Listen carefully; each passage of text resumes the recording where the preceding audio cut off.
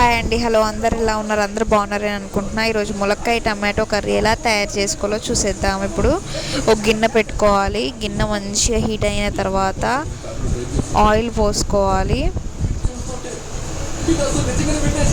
Oil మంచిగా heat అవ్వనివ్వాలి. Heat అయిన తర్వాత ఉల్లిగడ్డ పచ్చిమిర్చి వేసుకొని బాగా వేయించుకోవాలి.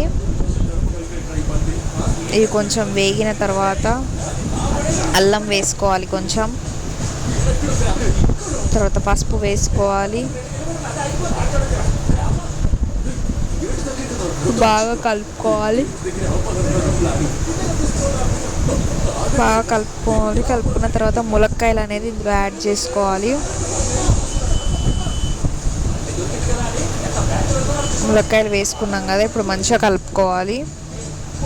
ఇప్పుడు టమాటో ముక్కలు కూడా వేసుకోవాలి. ఇప్పుడు మంచిగా పైకి కిందికి మంచిగా కలుపుకోవాలి.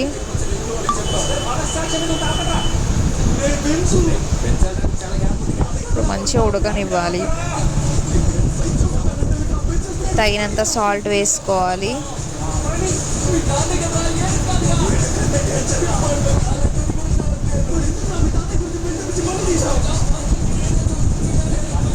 తగినంత కారం వేసుకోవాలి.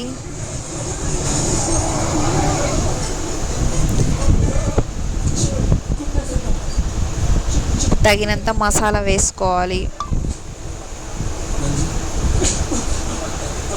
ఇప్పుడు బాగా కలుపుకోవాలి. ఇప్పుడు లాస్ట్లో కొంచెం కొత్తిమీర వేసుకోవాలి.